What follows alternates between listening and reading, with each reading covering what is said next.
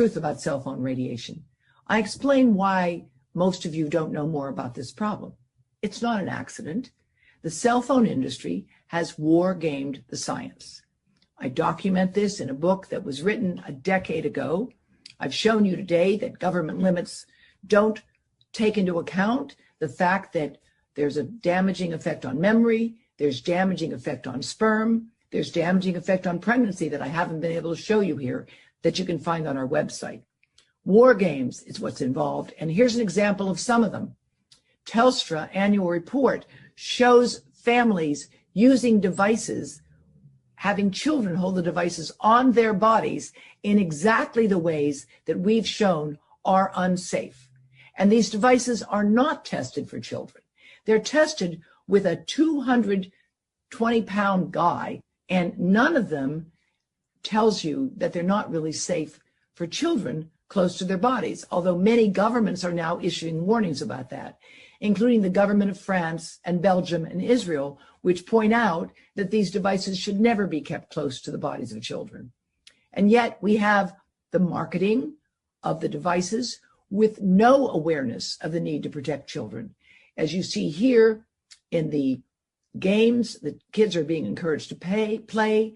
You see the phone directly on the body of dad with his beard, and it's going right into his thigh. And on our website, we have a video from a brave woman who's sharing her story of what has happened because she kept her device on her thigh and she developed a rare malignancy as a consequence of it.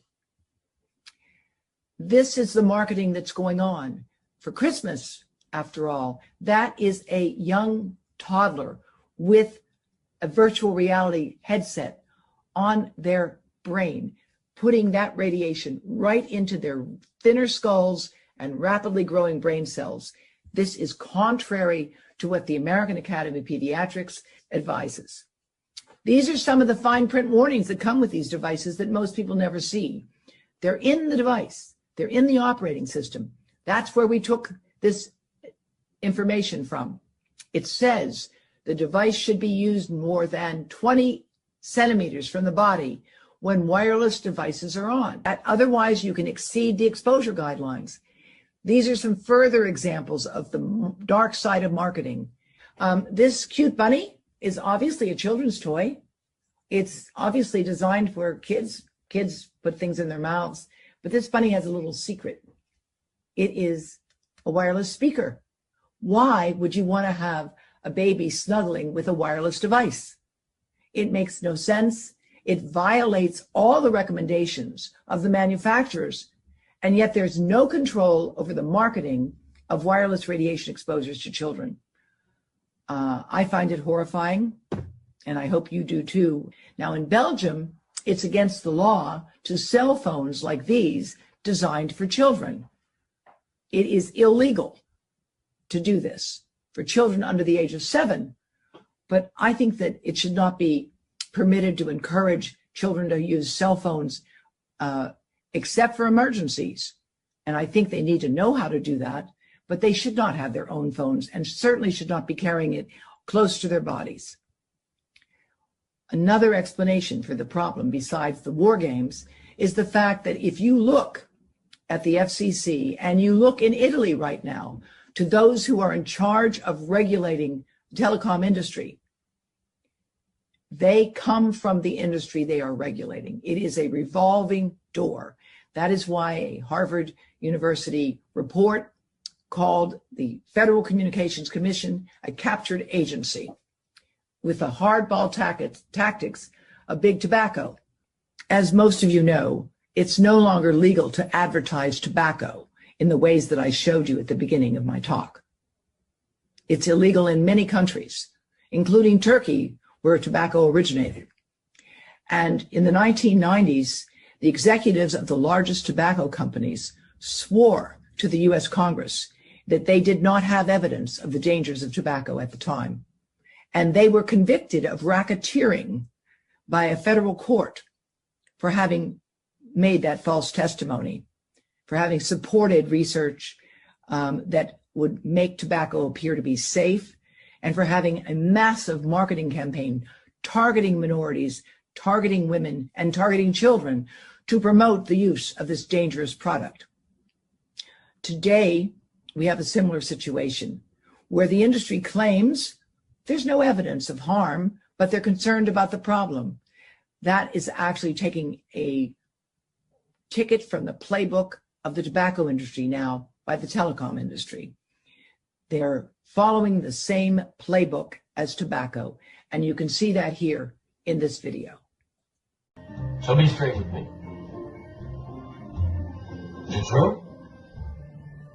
It could be. Very few cases prove it all. Unfortunately, gentlemen, practice these words in front of the mirror. Although we are constantly exploring the subject, currently there is no direct evidence that links cell phone usage to brain cancer.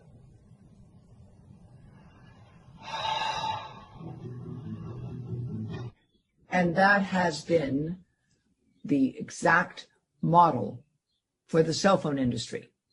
They say we need more research, and yet there's no research funded. They say we have no evidence because they make efforts to make sure we have no evidence. In Britain, this ad about 5G, warning about its dangers, was banned. Here's another one that was banned. We at Environmental Health Trust have worked with Radiation Research Trust. They've developed a lot of these ads, brilliant work. And yet what happened when they put these up in the loo, in the public toilets, these ads, they were told they had to pull. Here's another one. How safe is your phone? And it quotes the work of the US government National Toxicology Program. It shows in the apps all of the different things that have been documented. It's a very high quality, excellent ad. And if you want to show it or share it, please do so, but know that this has been banned in Britain. Environmental Health Trust has been working with parents and teachers and citizen groups around the world to promote safer technology for children. They're very simple things you can do. Make sure that children only use wireless devices when they're disconnected from the internet, disconnected from Bluetooth and Wi-Fi off. Make sure that children know that a cell phone is not a toy, and do not give wireless devices to children to play with so long as they're connected to anything emitting radiation. We are working with schools in England and around the world that are promoting wired technology for educational purposes. We recognize children need to learn how to use the digital world, but we want them to do it in a more safe manner. We want them to know that when there are only 1 or 2 bars on a device, you should never use it unless it's an emergency, because the device will issue even more radiation in an effort to reach the signal. We want them to know that these devices should never be carried on the body, because the closer a device is to the body, the more radiation will get into the body. And we know definitely that children's brains are growing so rapidly that they need protection from seat belts, airbags, bike helmets, all of these things we protect our children with. We have to also protect them from microwave radiation from these devices. Tablets are called tablets because they belong on tables. They do not belong on our bodies or the bodies of children. Yeah.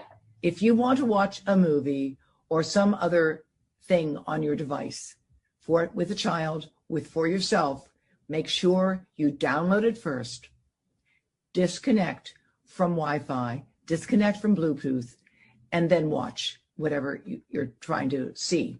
That way you will reduce your wireless radiation exposure, and also you'll save bandwidth in your home.